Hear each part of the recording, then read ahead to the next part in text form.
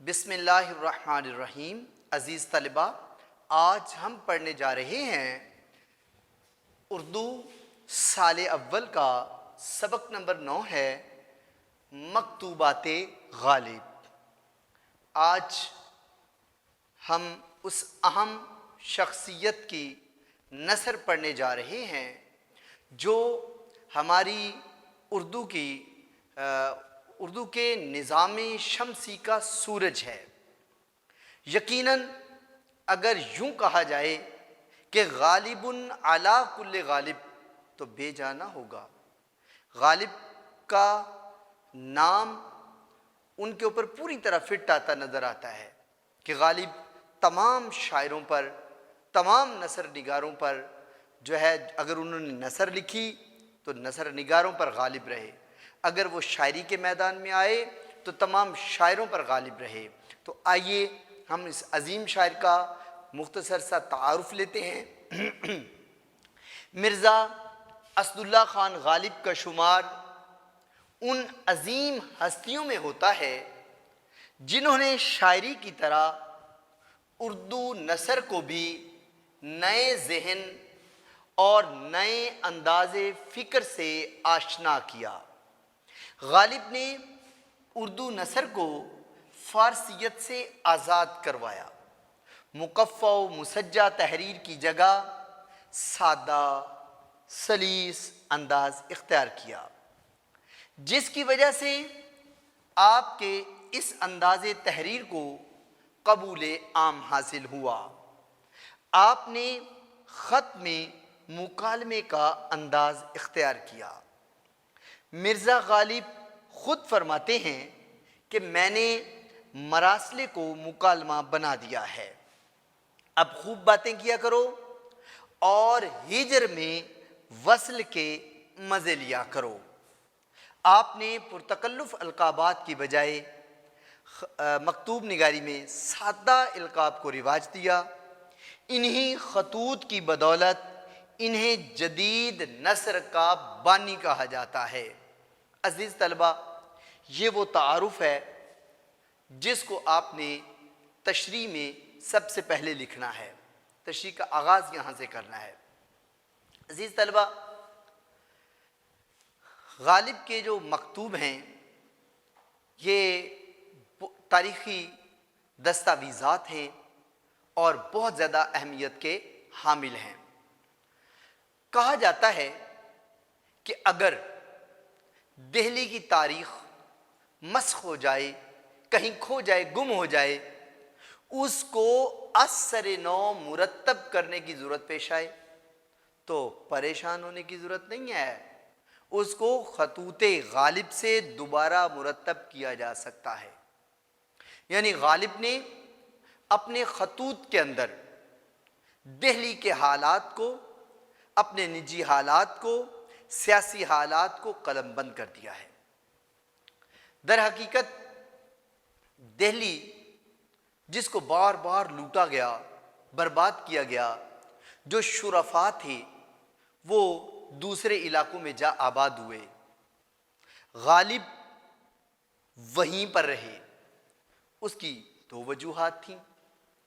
پہلی وجہ تو یہ تھی کہ جب انگریز دہلی میں آئے، دہلی کو فتح کر لیا، تو انہوں نے یہ پوچھا، سوال کیا کہ جنرل بر نے کہ کیا تم مسلمان ہو؟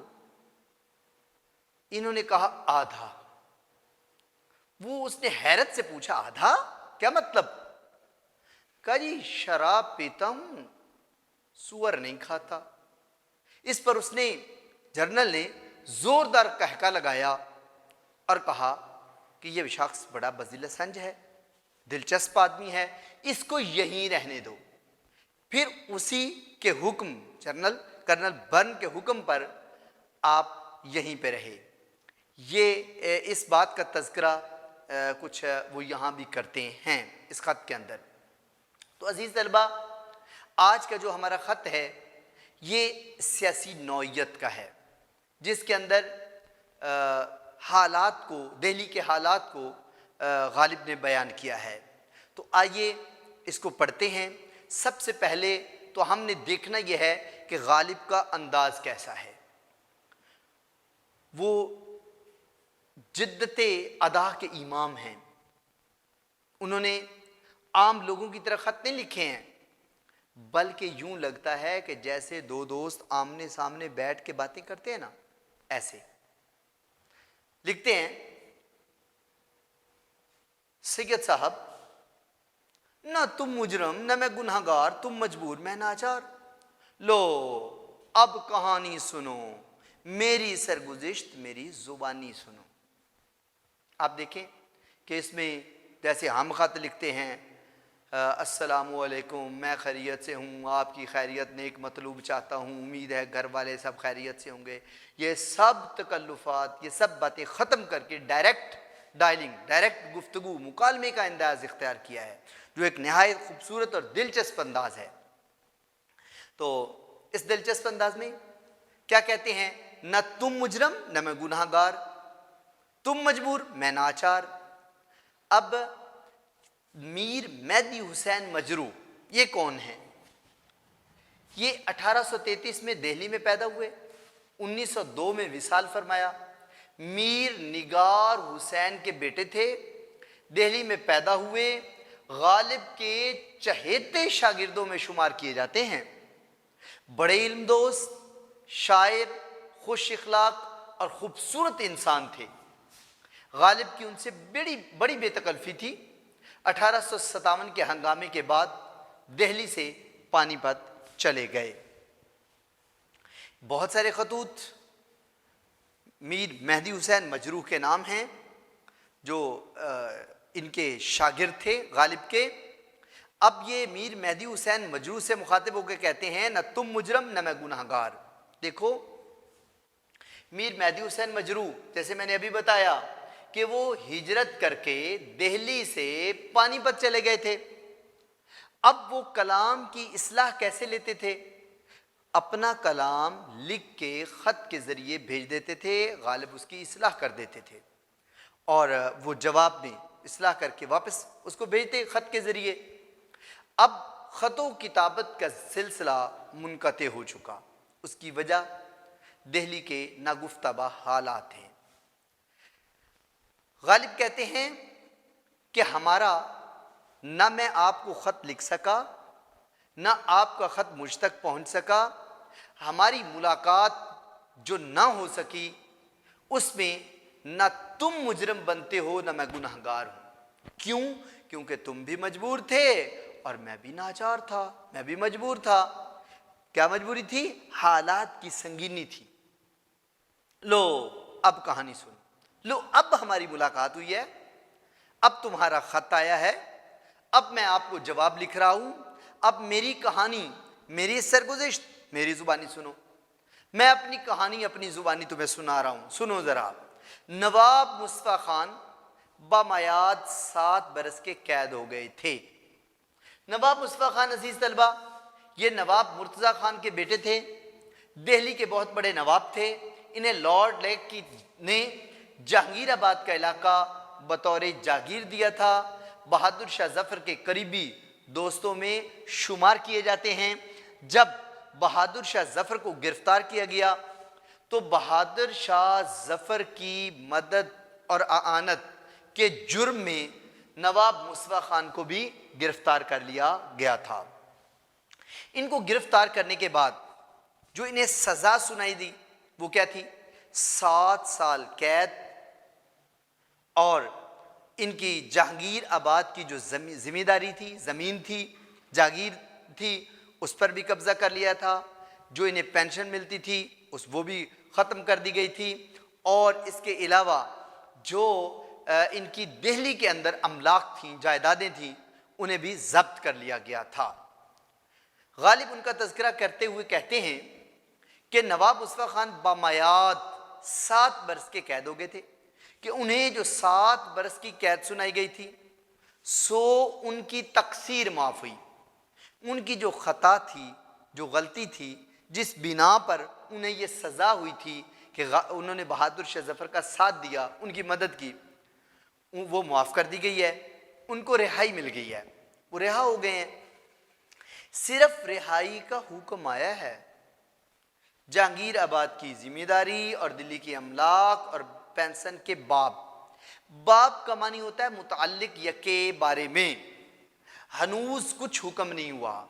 हनूज फारसी का लफ्ज़ है जिसके मानी है अभी तक कुछ हुक्म नहीं हुआ। कहते हैं कि सिर्फ रिहाई का हुक्म दिया है, सिर्फ वो रिहा हुए हैं। अभी जो उनकी पेंशन थी या वो अमलाक जहांगीरबाद की जिम्मेदारी, किसी के मुतालिक कोई हुक्म नहीं हुआ है। नाचार वो रिहा होकर मेरठ में एक दोस्त के मकान में ठहरते हैं।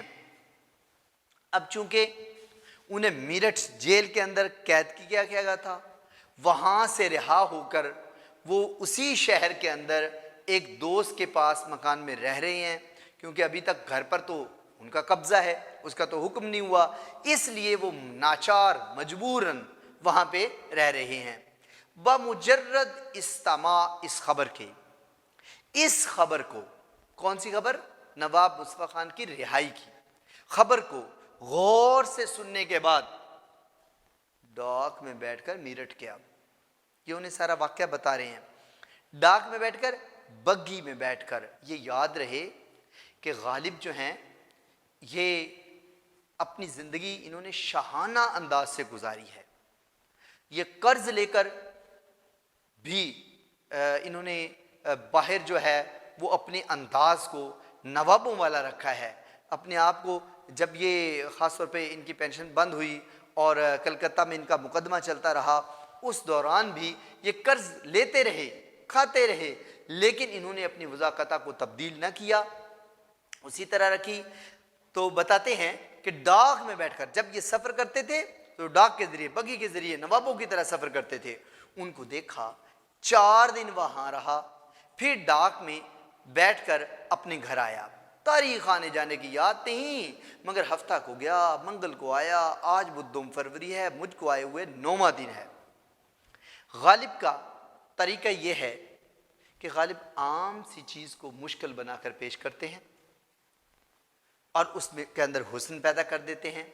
अब आप इस लाइन में देखें तो वो बता रहे हैं कि मंगल को गया, हफ्ता को गया, मंगल को आया, आज बुधों फरवरी है और मुझको आए हुए 9वां दिन है। यानी वो दिन भी याद है, जब आए वो दिन भी याद है, और जितने दिन वहाँ क़याम किया वो दिन भी याद है। तो गोया गालिब जो हैं ये 22 जनवरी मेरठ गए और 25 जनवरी को वो वापस लौटे। ये नीचे हाशिए में आपकी किताब के ऊपर लिखा भी हुआ है। तो वो मुश्किल बनाकर पेश करते हैं जिससे तहरीर में हुस्न पैदा होता है। इंतज़ार में था कि तुम्हारा ख़त आए तो उसका जवाब लिखा जाए, आज सुबह तुम्हारा ख़त आया और दोपहर को मैं जवाब लिखता हूँ। देखें, गालिब जो हैं उनके मशागिल में ये भी था कि वो ख़तो किताबत पूरी दिलचस्पी के साथ, ख़तो किताबत में पूरी दिलचस्पी रखते थे। जब कोई ख़त आता तो उसमें काहली और सुस्ती नहीं, बल्कि फ़ौरन कोशिश होती कि उसका जवाब दिया जाए।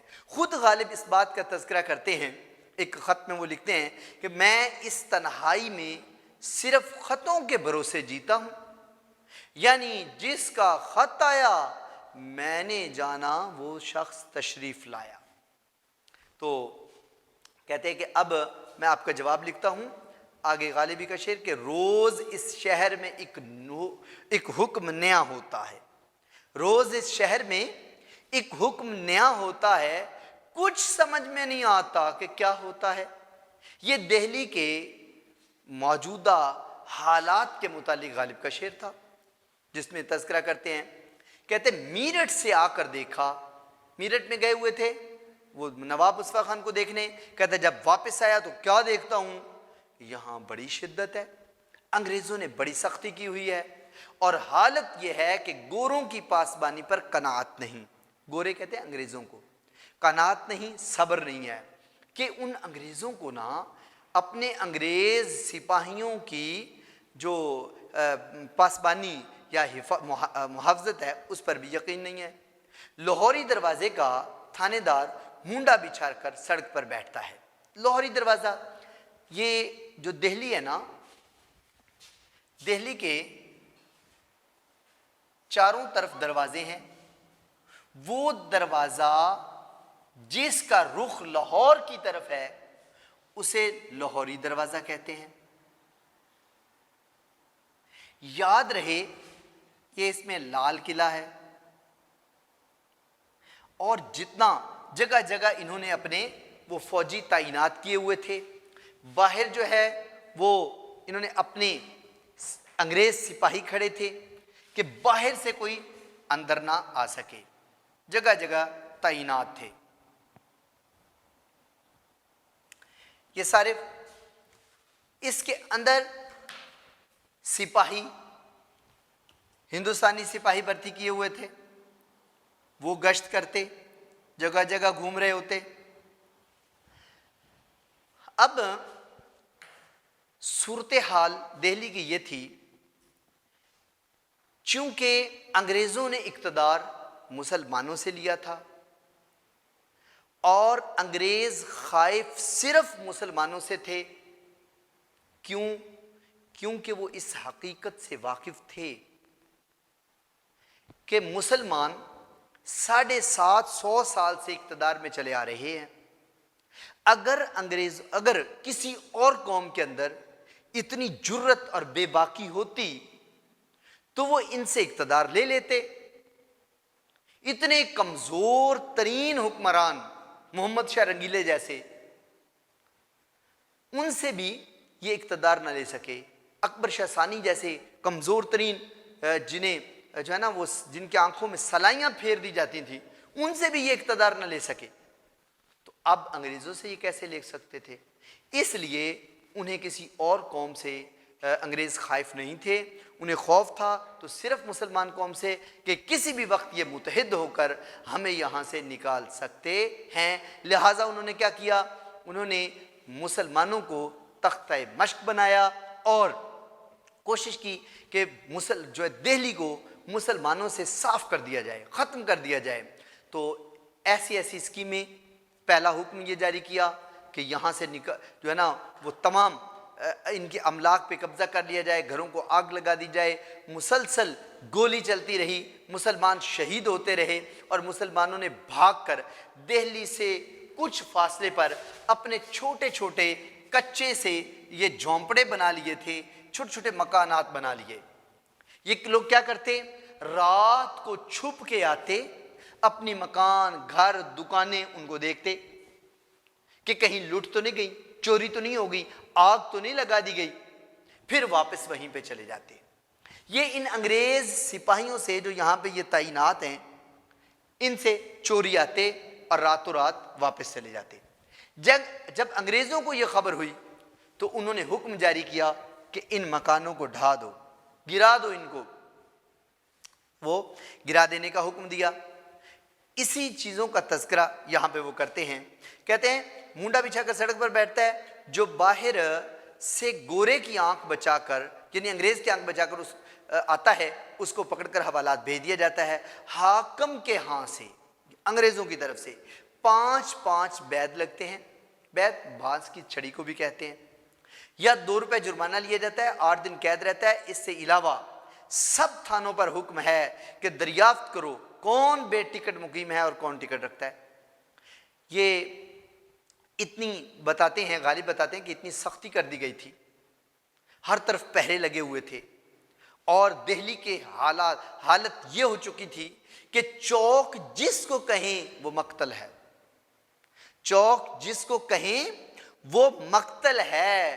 گھر بنا ہے نمونہ زندہ کا، شہر دلی کا ذرہ ذرہ خاک، تشنا خون ہے ہر مسلمان کا، اور کوئی وہاں سے نہ آ سکے یہاں تک، آدمی وہاں نہ جا سکے یہاں کا۔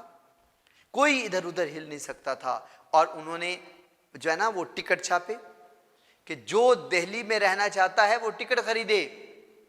اب کہتے تھانوں میں نقشے مرتب ہونے لگے، نقشے کہتے ہیں فہرست کو، فہرستیں لگنے لگی کہ کتنے مسلمان یہاں پہ آباد ہیں، بچے، بوڑھے، عورتیں، سب کی تفصیل۔ یہاں کا جمعہ دار میرے پاس بھی آیا۔ یہ جمعہ دار کہتے ہیں تھانے دار کو، वैसे जमा दार, जमा करने वाला, ये जो सिपाहियों को जमा करता है उसको जमादार कहते हैं। मैंने कहा भाई तू मुझे नक्शे में ना रख।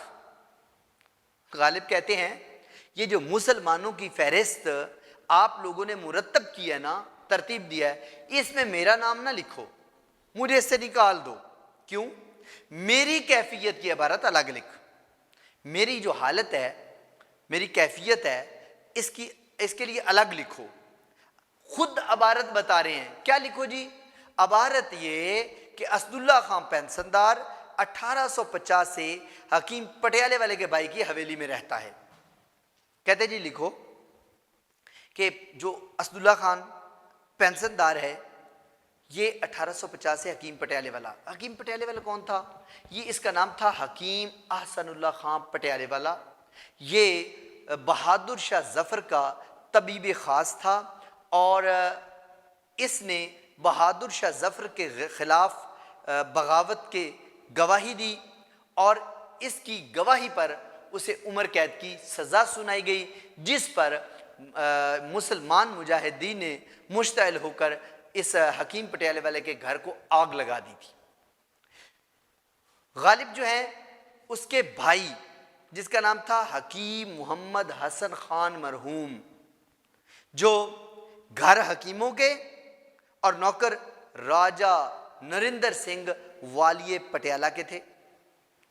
राजा साहब ने अंग्रेज़ों से अहद लिया था कि गारत के वक्त दिल्ली में ये बचे रहेंगे, इसलिए जब दिल्ली को ताराज किया गया तो ये घर महफूज रहा, क्योंकि अंग्रेज़ों से अहद लिया हुआ था। ये अंग्रेज़ों के जो वफादार थे ये उनका घर था। अब वो कहते हैं कि हकीम पटियाले वाले के भाई के अकेली में हवेली में रहता है, ना कालों के वक्त में कहीं गया। ये काले किनको कह रहे हैं? कुछ अरसे के लिए जो मुसलमान सिपाही थे उन्होंने इक़्तिदार पर कब्ज़ा कर लिया था और उनसे फिर अंग्रेज़ों ने छुड़वाया, तो ये उस दौर को कालों का दौर कह रहे हैं। कालों के ज़माने में निकला और ना निकाला गया। कर्नल ब्राउन साहब बहादुर की ज़ुबानी हुक्म पर उसकी अकामत का मदार है। जो मैंने आपको शुरू में वाक़या बताया कि आधा मुसलमान हूँ, उस पर ज़ुबानी हुक्म दिया था कि आप यहीं पे रहो, तो वह कहते हैं उनके हुक्म पर, कर्नल बर्न के हुक्म पर मैं यहाँ पे रह रहा हूँ। अब तक किसी हाकिम ने वो हुक्म नहीं बदला। अब हाकिम वक्त को इख्तियार है। परसों ये अबारत जुमादार ने महल्ले के नक्शे के साथ कोतवाली, कोतवाली कहते थाना, थाने में भेज दी। कल से ये हुक्म निकला है कि ये लोग शहर से बाहर मकान वकान क्यों बनाते हैं? जो मकान बन चुके हैं ढा दो, गिरा दो और आइंदा की ममानत का हुक्म सुना दो। ये भी मशहूर है कि 5000 टिकट छापे गए हैं। जो मुसलमान शहर में अकामत चाहे, रिहाइश चाहे, रहना चाहे, बकदरे मकदूर नजराना दे, अपनी हैसियत के मुताबिक नजराना दे, पैसे दे, उसका अंदाज़ा करार देना, उन पैसों का, उस रकम का या उस जो टिकट छापे गए हैं उसका नजराना कितना होगा, ये हाकम की राय पर है, अंग्रेज़ के मशवरे पर है। वो जितना लगाएं, रुपया दे, टिकट ले, घर बर्बाद हो जाए, आप शहर में आबाद हो जाए। अब वो लोग क्या करते थे? अंग्रेज़ देखते कि इसके पास कितनी दौलत है तो उससे कहीं ज़्यादा महंगा उसको टिकट देते कि भाई तुम रहना चाहते हो तो इतने पैसे देने पड़ेंगे। मकसद क्या था? कि इनको मुआशी लिहाज से इतना गिरा दिया जाए कि ये दोबारा सर उठाने के काबिल न रहे। आज तक ये सूरत है। देखिए शहर के बसने की कौन महूरत कहते हैं मुबारक घड़ी को। कहते हैं कौन महूरत है कि पता नहीं कैसे ये शहर आबाद होगा, कौन सी वो मुबारक घड़ी होगी कि जब ये शहर आबाद हो। जो रहते हैं वो भी इखराज किए जाते हैं, जो इस शहर के अंदर रह रहे हैं वो भी जा रहे हैं, या जो बाहर पड़े हैं वो शहर में आते हैं। अल मुल्कु लिल्लाह वल हुक्मु लिल्लाह, मुल्क भी अल्लाह का और उसमें हुक्म भी अल्लाह का।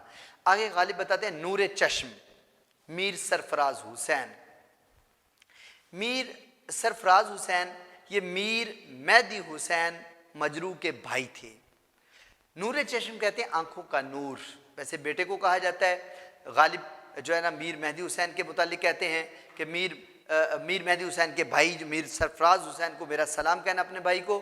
اور برخودار کے لفظی معنی ہوتا ہے زندگی کا پھل کھانے والا, یہ بھی بیٹے کے معنی میں آتا ہے.